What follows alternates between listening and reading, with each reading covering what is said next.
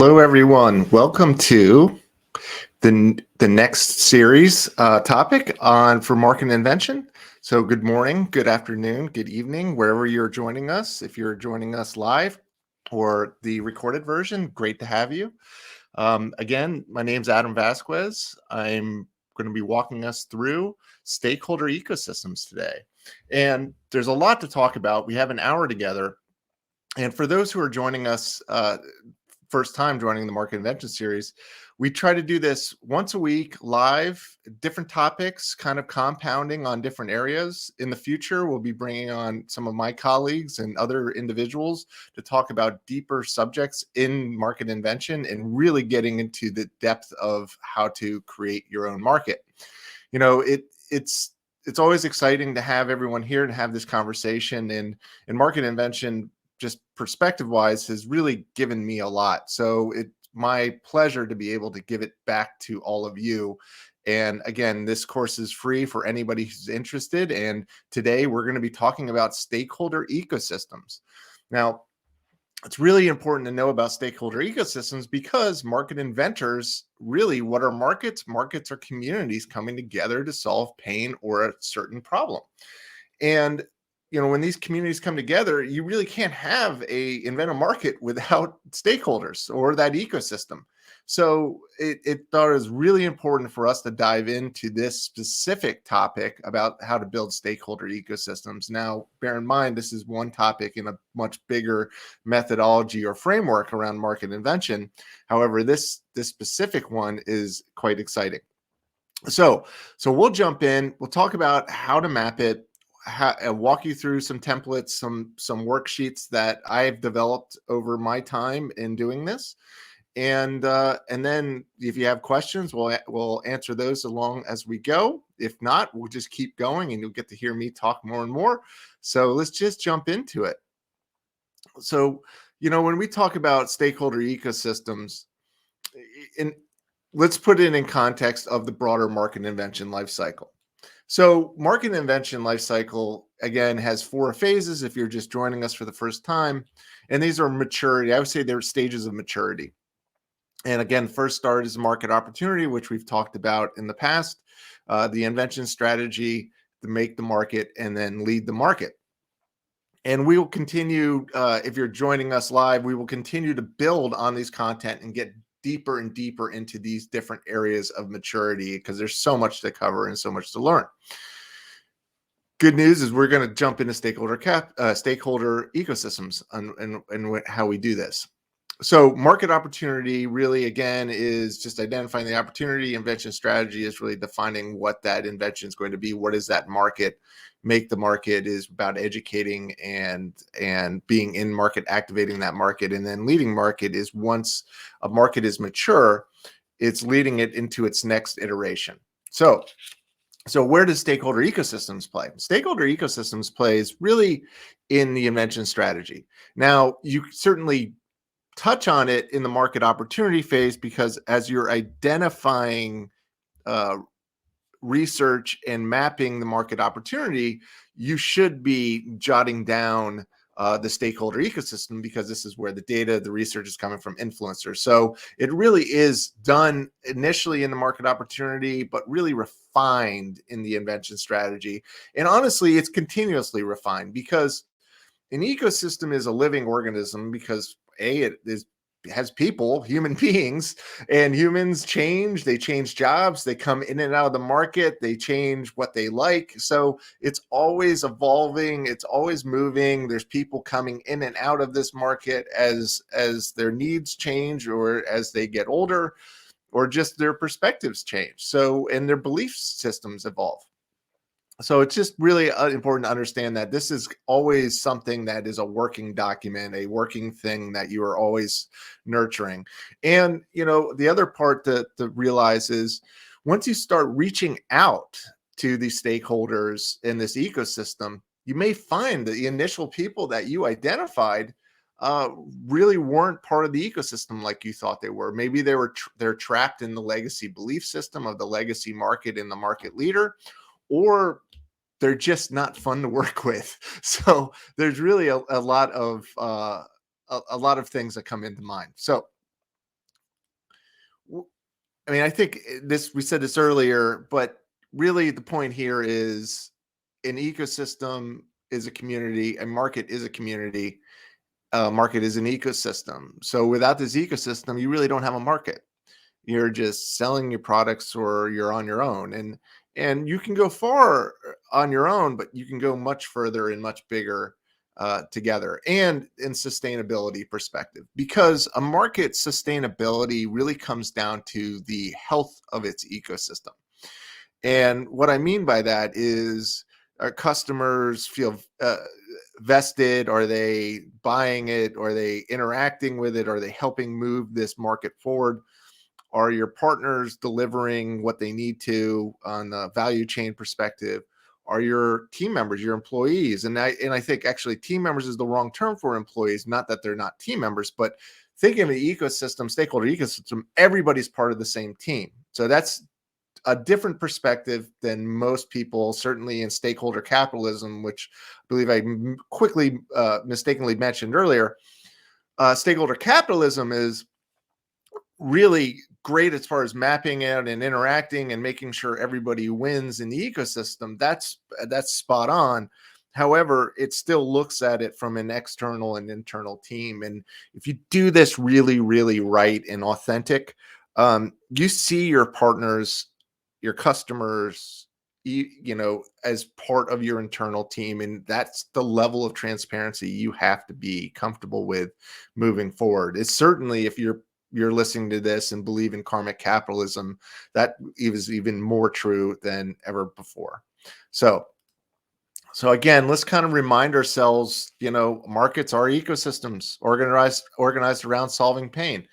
And before we jump into the worksheet, and we'll talk about each one of these areas, and again, like any of these templates and worksheets, just reach out to me on LinkedIn, or send a note to Merit and contact us, and we will send you the templates or anything that you request, because we just believe this is open source, and we're inventing our market around market invention. So we are using this for ourselves and for a community of people like yourself that are trying to do something big and trying to change the status quo. So we really are excited about anybody who's doing and fighting the good fight.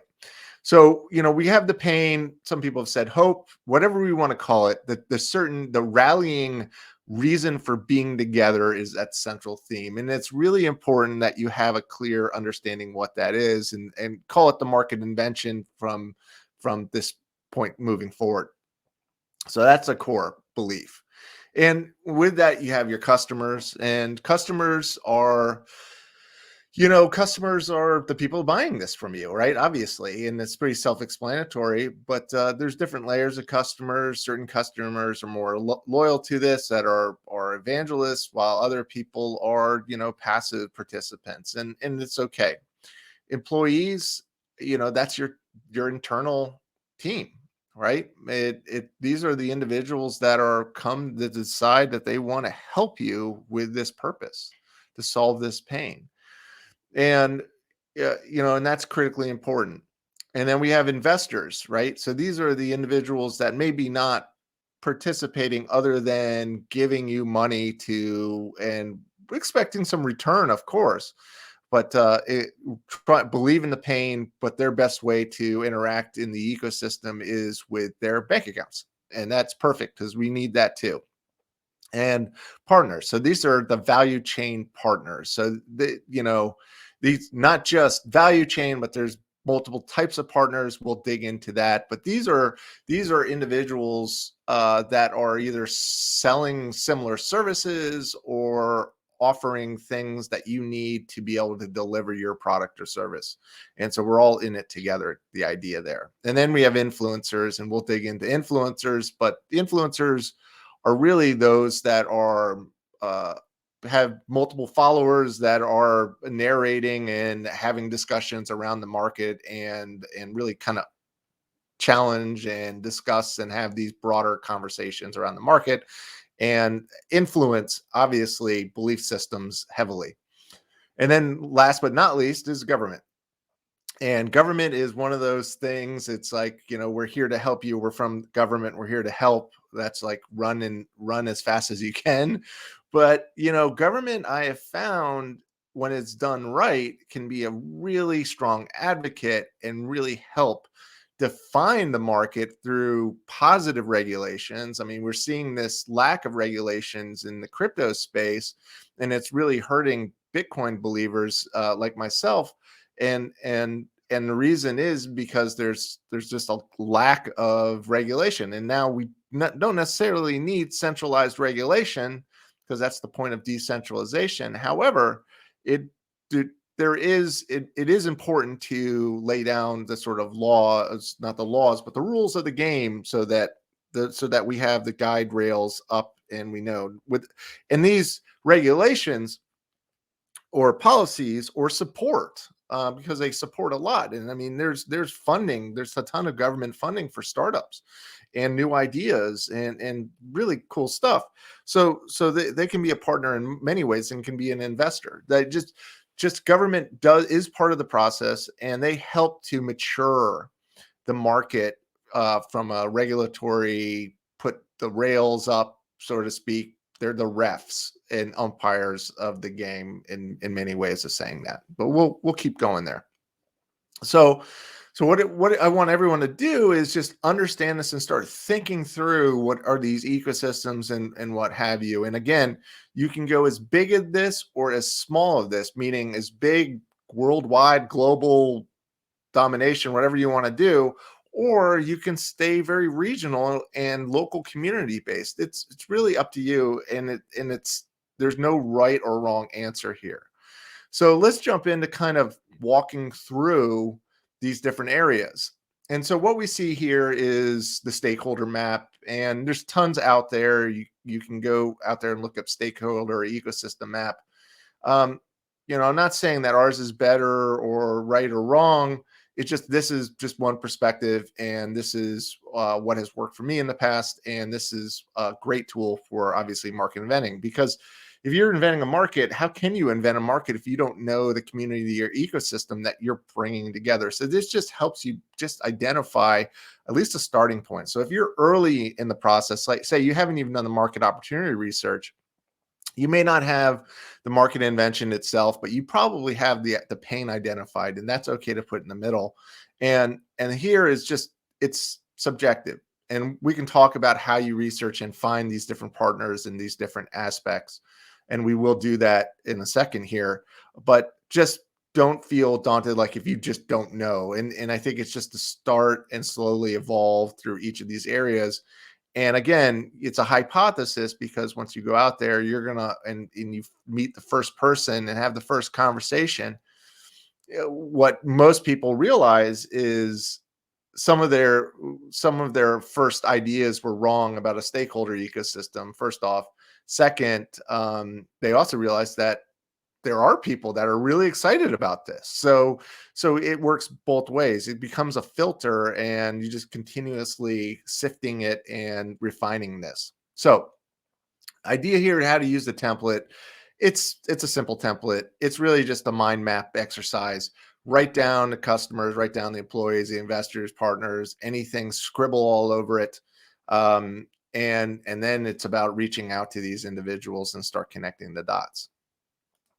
So let's talk about, obviously, the first thing is the name, market invention. If you don't have a name and you're in the market opportunity phase really early, that's okay. This is where you put your pain as well here. It is, think of this as the shared pain and the lens, the filter, the purpose, the rallying point for all of these different communities, or this community coming together. And if you're inventing a market, the community is fragmented, and it may be fragmented with an industry doesn't exist, right? Or it could be emerging, say talking about crypto technology, yeah, or blockchain or Web3 or AI is kind of emerging, or it's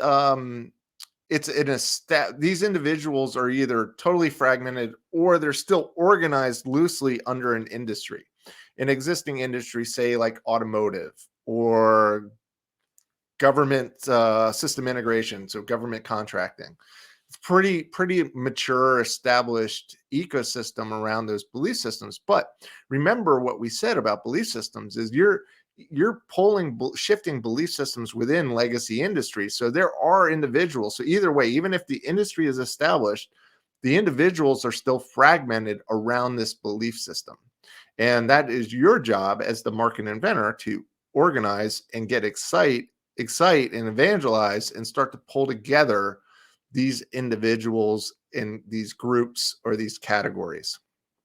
So starting with that lens, that central lens, whether it's defined by a pain or you're far enough along in the process to say, this is the market we're inventing, like market invention, like what we're doing today.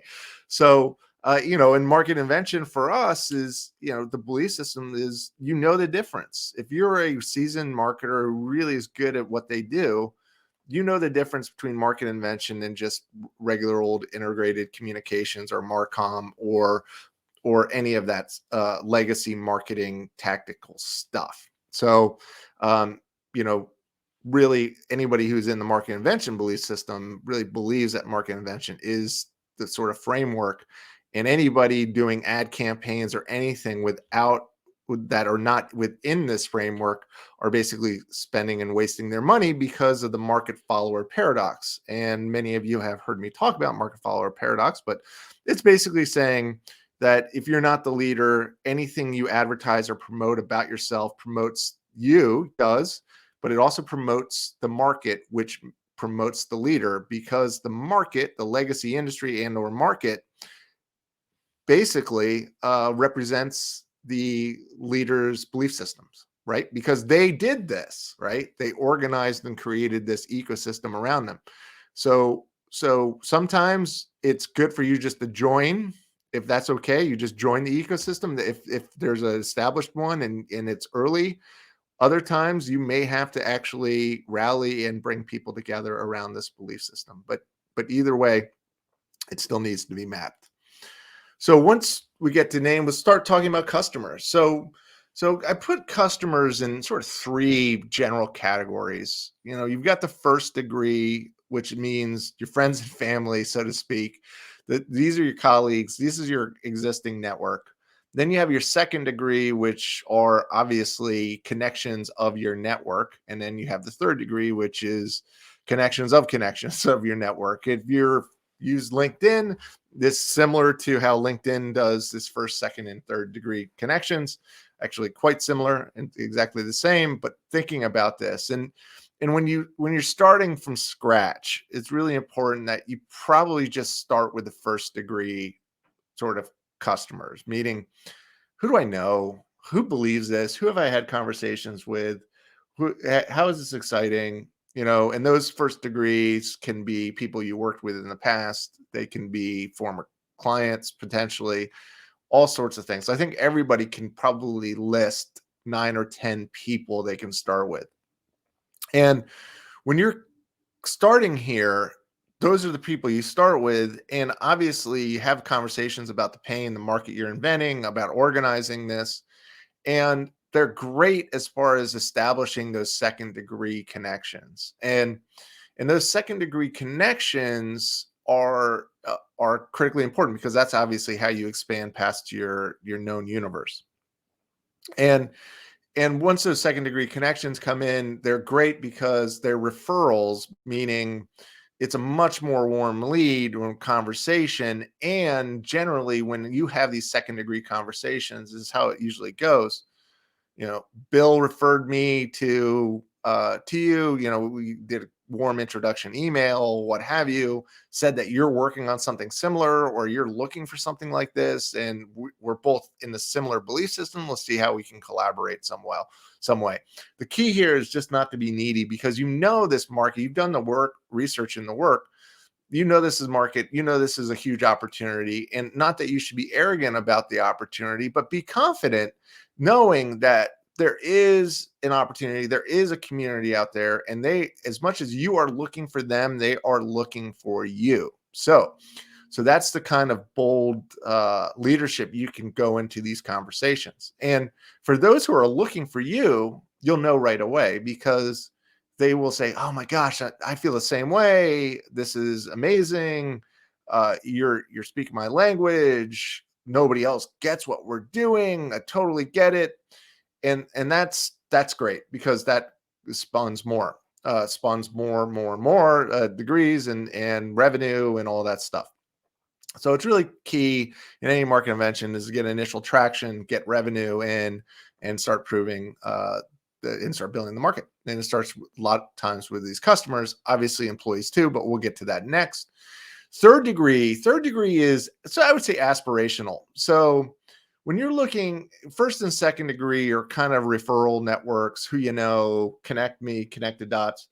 The and you can look out at second degree connections, meaning especially on LinkedIn, looking at articles, companies that you believe that would be part of this market that could use and benefit, but are also sort of preaching the gospel of this market opportunity, this market invention. And you can, say they're connected. You can see them on LinkedIn and other networking sites, and I would just ask your first degree connections for a warm connection. And sometimes they don't have as warm as they are. LinkedIn especially. I have over 6,000 connections, and honestly, I don't have a personal relationship with each of them. But who knows? So you can still be very proactive in identifying strategically who those second and third degree connections are. The third degree connections are even more distant, but those are the companies that I would say, again, to what I said earlier, just repeating myself here, are really just those companies that are of interest, that you've read articles on, that you believe that have this pain, that a potential. So those are the potential big customers, or even some smaller customers, depends scale and what you're doing. So employees. So employees, a similar model, right? A startup market invention, usually you start with your first degree connections, people you know.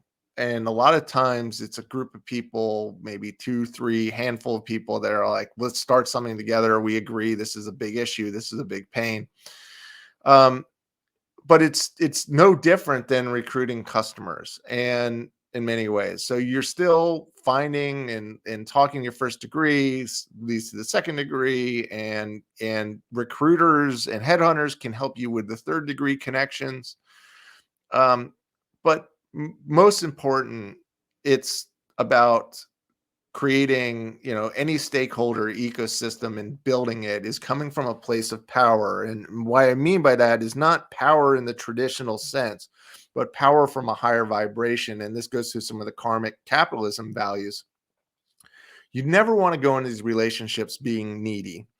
You always want to come from a position of strength. Even if you are not from a position of strength, you still want to come from a position of strength, and you've got to basically trick your subconscious mind into that, and vibrate at a higher vibration. So what I mean by that is, you find, when you put intent, you actually find the employees finding you. Because remember, just like customers, if you've done this right, identified it, and you're staying in a sort of a high vibration, so to speak, or not, just stay positive, then you will find people find you in very synchronistic ways. And how you can do that from employees, recruiting them, we can talk about that. But basically, it comes down to content. We'll talk about that later. But you need to be a beacon on the hill for both customers and employees. And I think for the whole stakeholder ecosystem, a beacon on the hill, a breath of hope, and people will attract to you because they believe in those same things. And again, you're symbolizing overcoming, or that belief system, and overcoming that pain through that belief system. So again, take note, write down as many employees as you think, and the roles. Obviously, you need to understand what roles you have.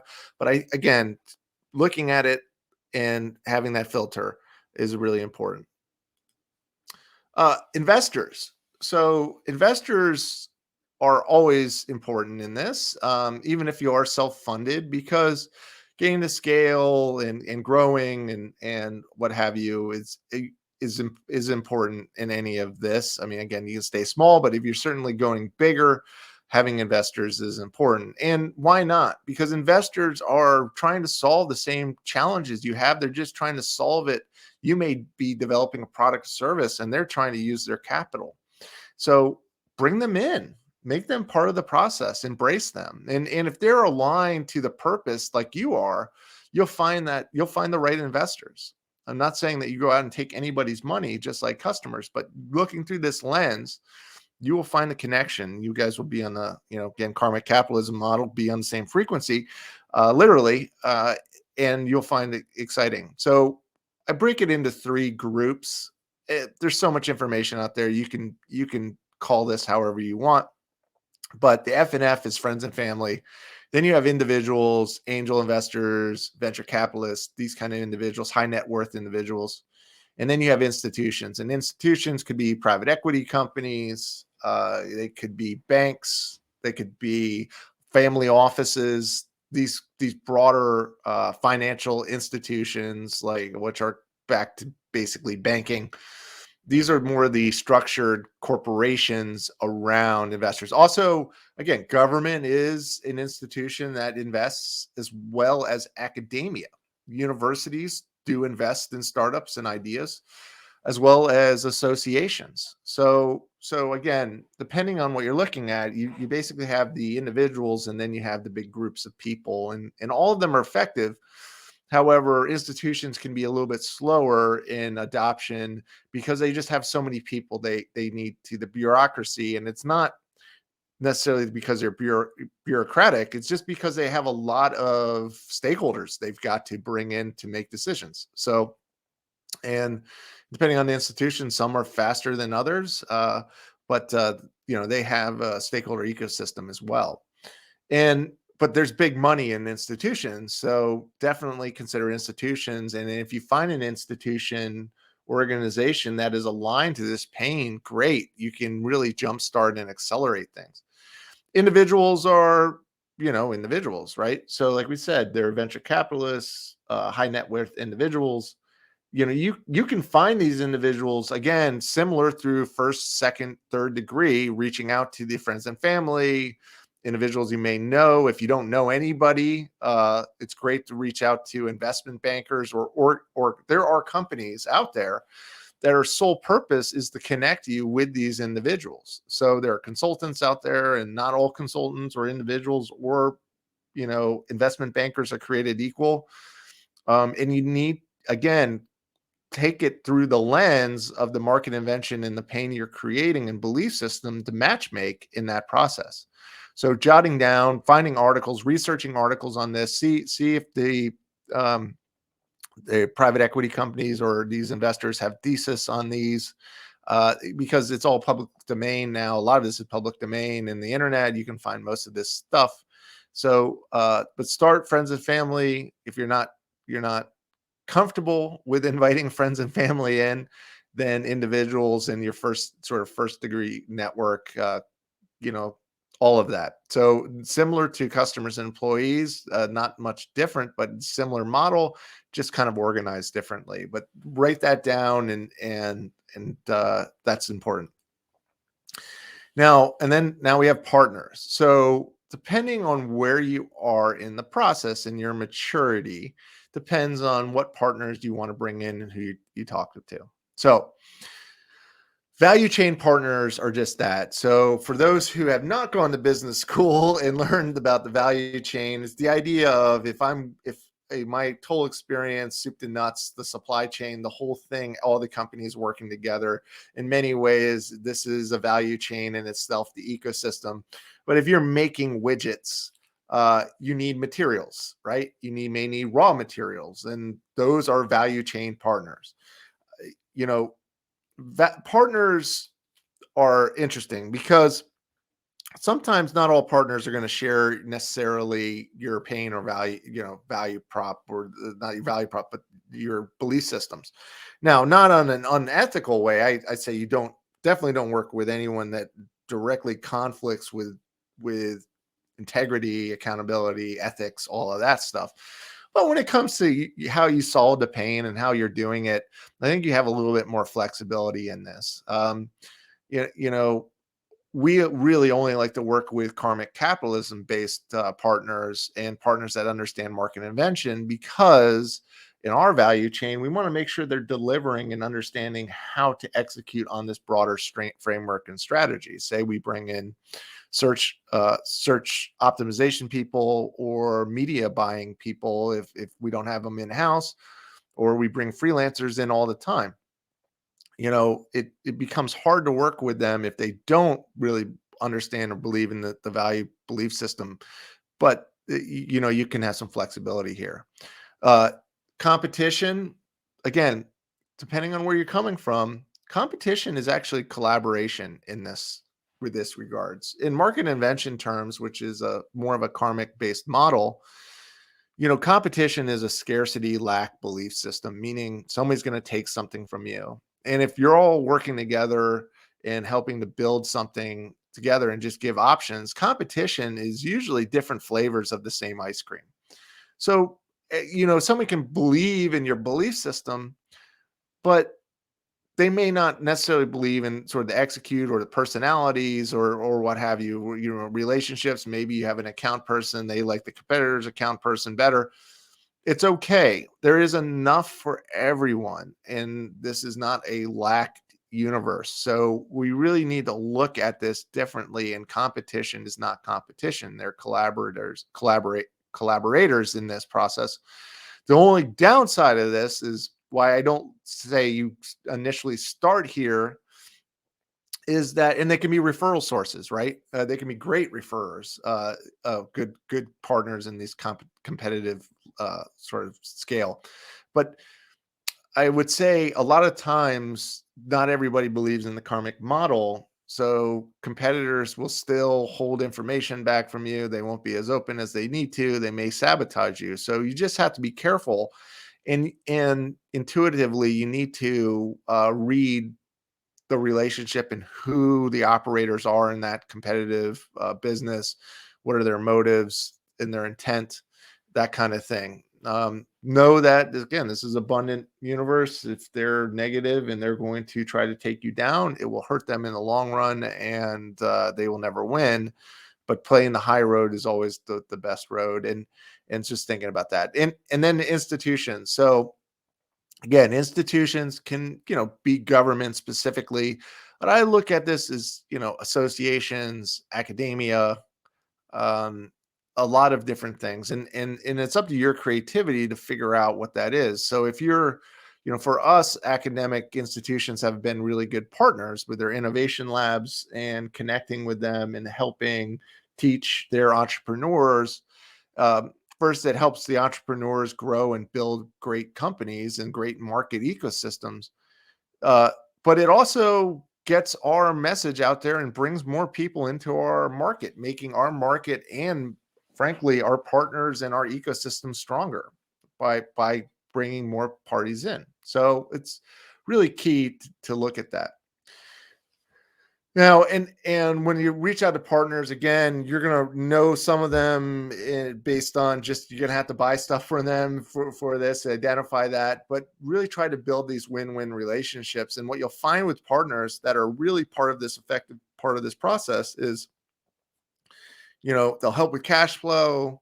You may even loan money back and forth, whatever else, because you guys have a vested interest, a shared interest on making this successful, because your businesses depend on it. And if this is a high growth market opportunity for a supply chain partner, this could be a whole new product line or a huge expansion and can double their business. And that happens all the time. It happens all the time. There are a lot of companies that were supply chain partners to the big automotive manufacturers back in the 50s, when these American auto manufacturers started going to Europe, or appliances or what have you. And what happened was they pulled their relationships and their partner vendors with them, their value chain partners with them, and it quadrupled their value chain partners businesses over, not sometimes overnight.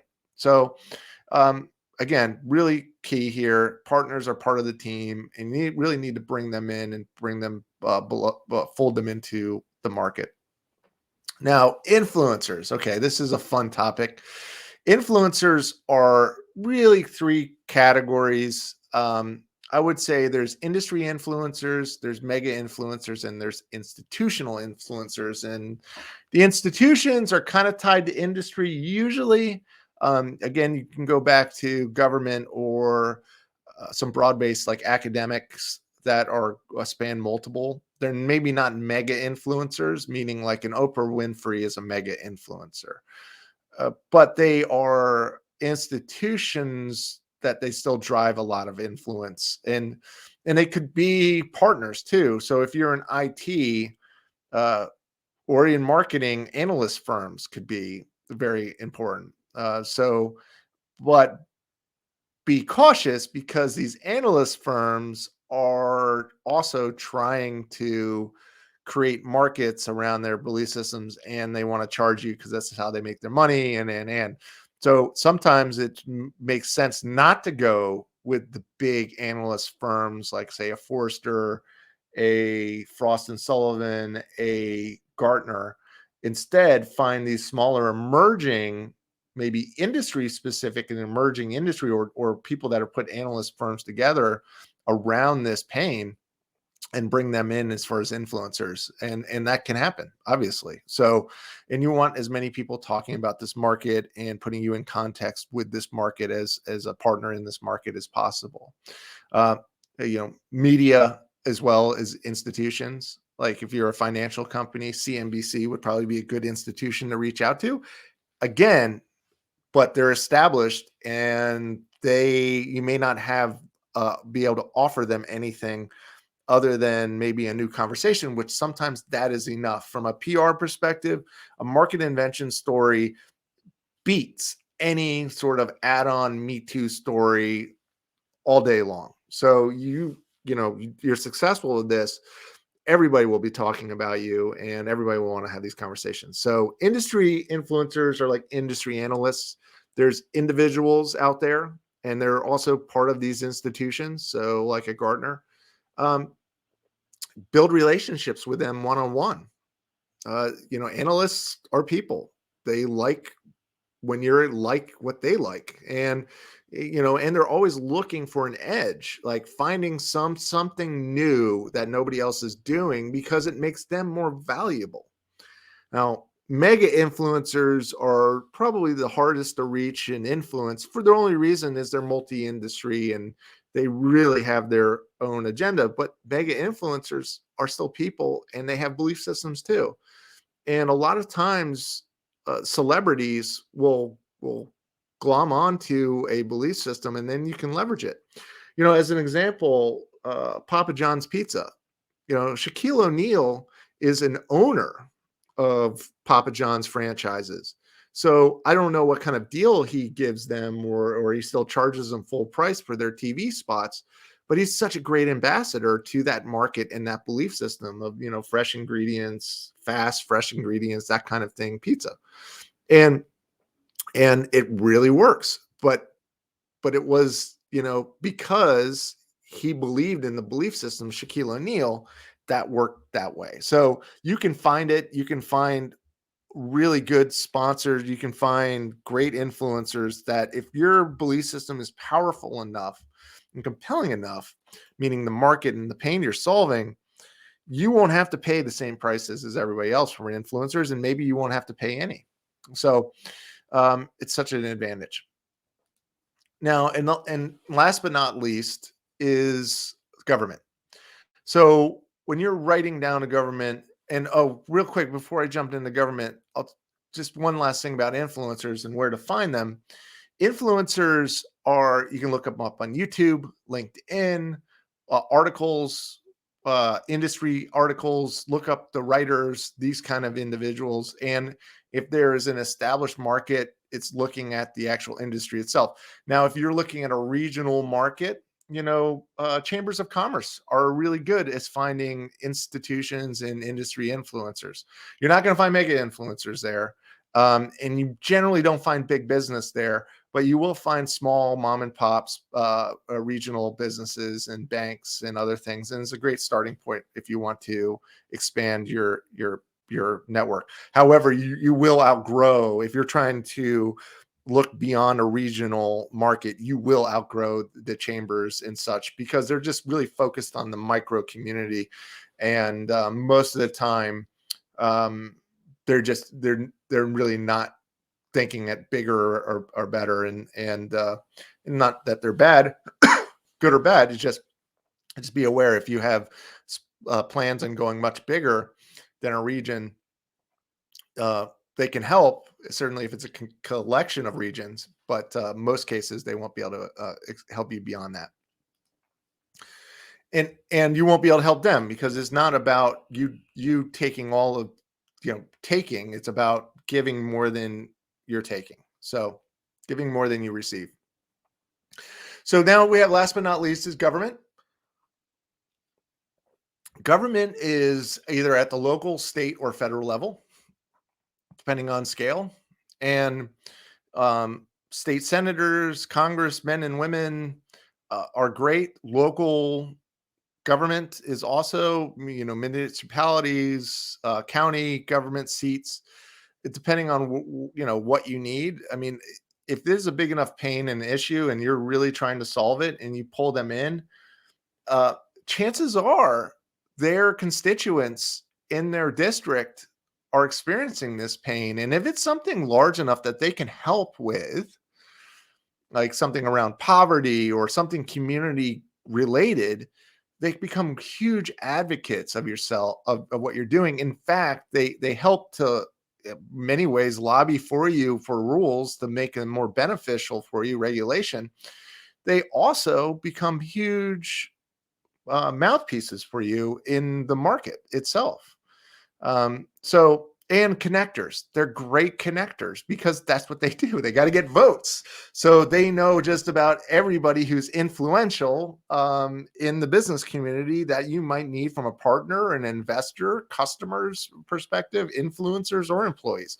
So there's a lot of value here, but just know that it's not, you need to support them in what they're doing. And that's where you need to identify, uh, you know, politicians and civil servants that have, not an agenda. Everybody kind of has an agenda, but has a shared interest, and you're helping them reach their goals, because stakeholder ecosystems always is about how you're going to achieve your goals together, and how do you help each one of these other category groups of people achieve their goals. If they're employees hitting personal wealth or personal purpose, like, that's important.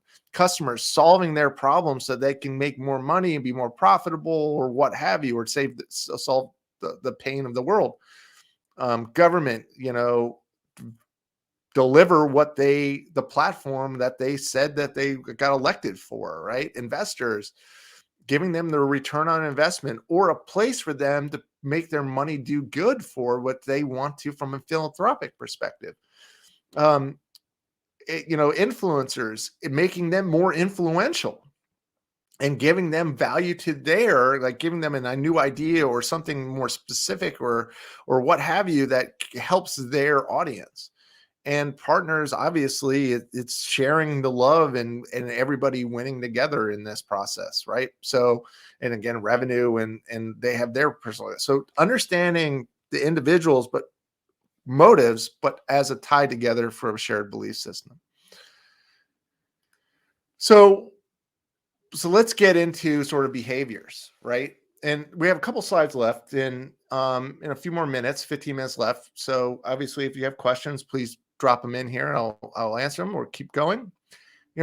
So beyond mapping the stakeholder ecosystem, it comes down to some behaviors and actions.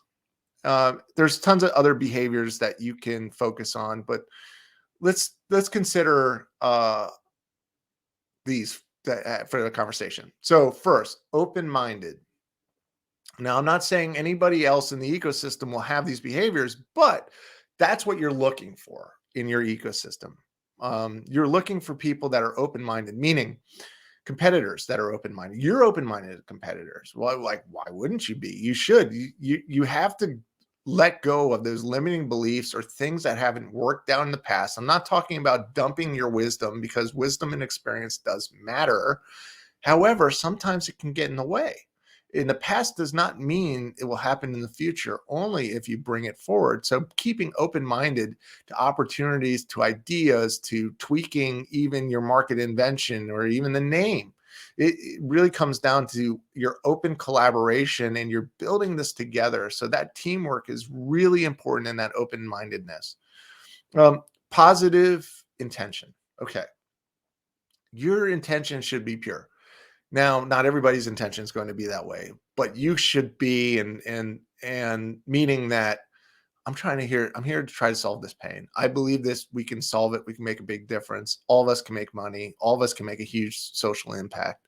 Let's do it together. I will always try to be positive, and I always make my intentions as such, meaning I will not have a scarcity, fear-based intent in what I do. I will make decisions based on abundance and what's our best shared interest as well. Not saying that you shouldn't look out for yourself. You should, because there unfortunately are people that will take from you. And if you keep letting them, they will keep taking from you like vampires. So just be aware of that. And I wish I could tell you that you won't run across these individuals in this process, but but you will find out, and you might get burned from one, but it doesn't mean everybody's this way. So it's really important. That goes authenticity. So authenticity is critical. There is no more room for faking it. You either believe it and the belief system's intact, and you're going to be a warrior of this belief system and getting up there on the hill and waving the flag, or not. People will see through it. Win-win collaboration. This is the teamwork. Win-win collaboration is so important, because this is what it's about. You need to add more value than you're taking. And sometimes it may feel like you might be leaving money on the table, or maybe you overpaid a little bit from the deal you could have gotten, but that ends up burning it in the long run. And it really needs to be a win-win collaboration, because it does come back to you.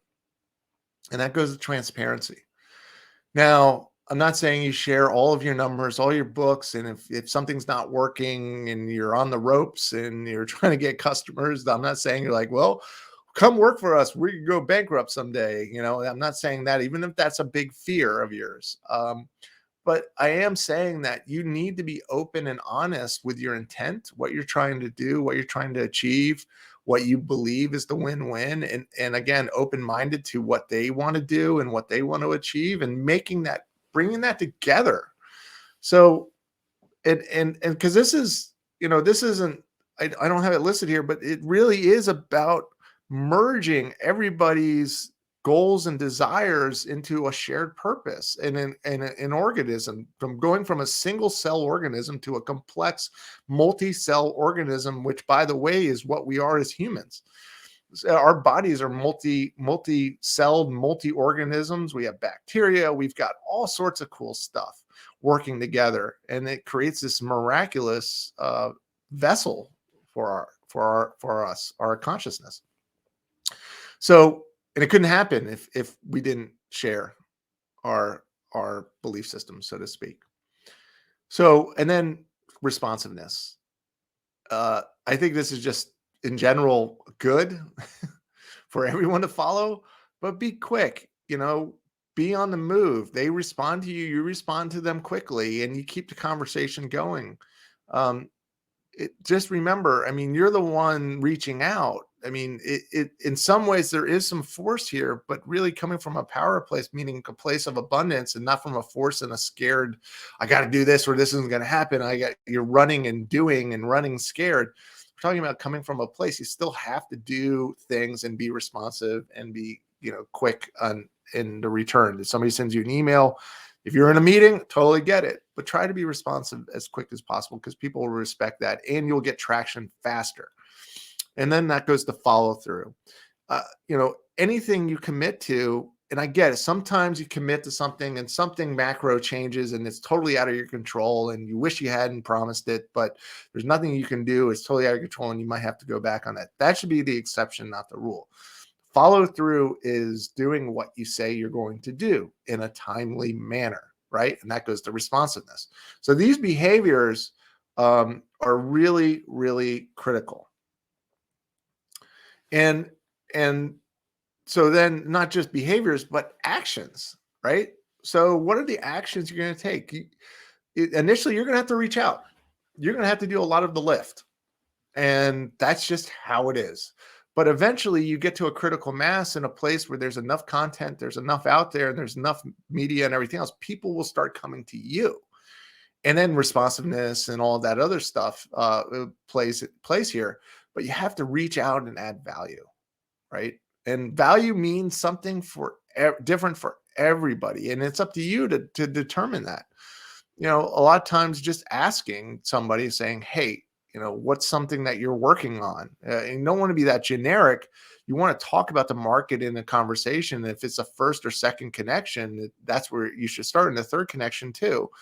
And then you talk about ways you can collaborate and help each other. It should be a very sort of conspirator sort of collaboration. So, so then if we keep going, then we look at, we got to develop the market point of view. And that is up to you to develop the market point of view. And the point of view is literally, and we'll get into this in other episodes here, but it's just your belief system.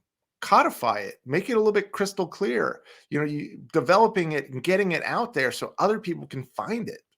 And, when these conversations, you need something to say, hey, this is what we're doing, even a leave behind. Here's an intro email. Here's our point of view. This is what we're doing. I always like to say the Declaration of Independence is the greatest point of view ever created in many ways. I mean, there's certainly in religious perspective, there's great documents that have been established. But from like a one-sheeter, why are we here? What are we doing? U.S. Declaration of Independence is a great point of view. And then content development. You need to create breadcrumbs so people can find you. So you're no longer having to go out and reach out to everyone, because even when you do reach out to other people, the minute they see you, if there's something interesting, they're going to go out and search on you. So you have to create these breadcrumbs, this map, this content, so that individuals can do their own research and come up to decide. And what happens eventually, again, what I said earlier, is you will have to, as more content, you create more content and put it out on the internet, and more people will find it, the less outreach and less work you're going to have to do. And more people are going to start to find you and attract you, whether they're customers, your ecosystem is going to come together. So this is a way. So think of it, if you're a beacon on a hill, content development in the content and your conversations and podcasts like this, or podcast training like this, gets out there so people can see it and people will come to you. So they'll say, oh, I need this, or yeah, I agree, I can help you, or I want to work for you, or I know a person that needs this. Like it happens that way. It just happens. Oh, I would like you to speak to our team about this. And it gets exciting. And this is when you really start to get traction. And then events. So it goes to speaking engagements, right? So speaking engagements, go out there and talk. Go out there and talk about this. And if you're not very comfortable in speaking engagements, then you can do a podcast without being on camera, or you can do something like this on camera in your safety of home. If you don't like crowds or speaking to large audiences, this is much more comfortable than that. But you do need to get it out there into the sort of masses group if you're going to recruit and bring people towards you. And then events. Events is a couple things.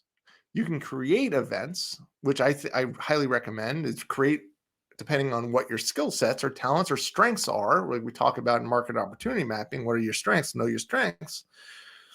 You can organize events. You can do meetups. Depending on where you are, you can collaborate with chambers of commerce or other institutions to do events around this topic.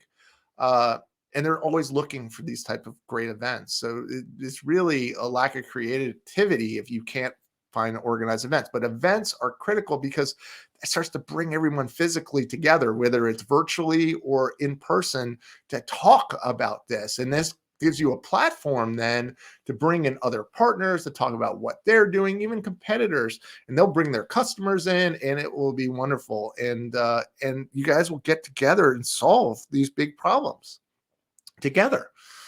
And I say relocate is last, but it's certainly not least. And there's other actions you can take, certainly, sending out that first email. But the key is reach out, like just do something, and then you're going to learn. You're going to get more feedback, and this is an education process. And you're going to find who's in from your first, who you thought was the ecosystem, and who's out.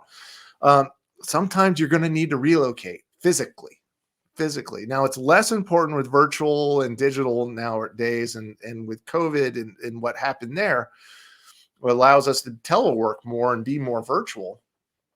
But honestly, if you're a software developer and you're looking to raise a ton of capital for this new software project, Silicon Valley might be exactly where you need to be. And you need to be willing to relocate to do that. If you're in a government contractor and you're trying to be a government contractor from California, I mean, a federal government contractor, you're missing out on so many opportunities not being in the DC, Washington, DC area, which is where all the other system integrators are.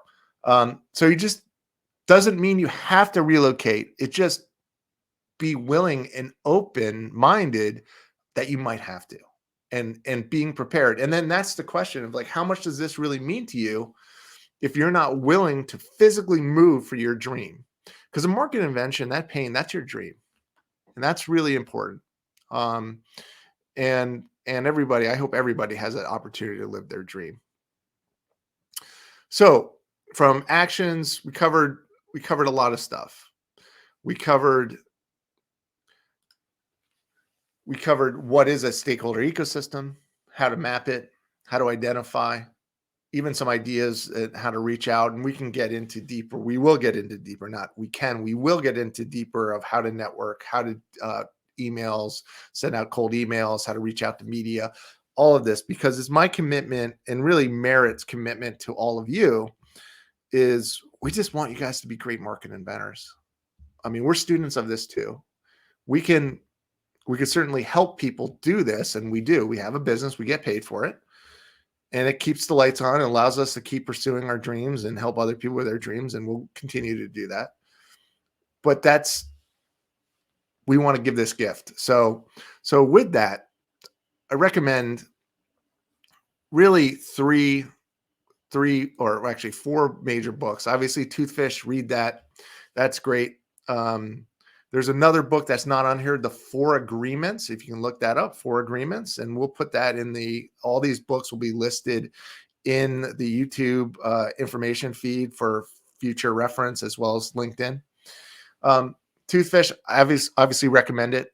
If you were jumping in market invention and you haven't read Toothfish, it's really the first book that outlines this and brings it together. Obviously, I'm biased. I wrote it, but it's really critical. Dale Carnegie, great piece, How to Win Friends and Influence People. I think this is one of the best networking, personal relationship, self-development books there is. The Go-Giver, incredibly powerful book. And that's really about giving more than you receive, and the point of giving is the point of giving. That's the reward, not to go into anything with expectation. And Talking to Strangers by Malcolm Gladwell, which is a more recent book. And that book is a great point about basically you just need to trust people, and how to trust people, and how even the experts like CIA operatives and everyone else have been fooled by people. And without trust, we don't have anything. And stakeholder ecosystems is about trust. It's about trusting each of us and our partners, and building something beautiful and coming together as a community, a market community, an ecosystem of stakeholders that really want to see this purpose and move forward. So with that, I thank you, every one of you, from joining me today. If you've joined me through the live recording or the recorded version, please reach out. Any questions? I'm always here, and just love helping other market inventors like yourself. And I hope you found this helpful as far as mapping and building a sustainable stakeholder ecosystem so that your market invention can thrive and a lot of other people can thrive with you. So thank you, everyone, and have a great day.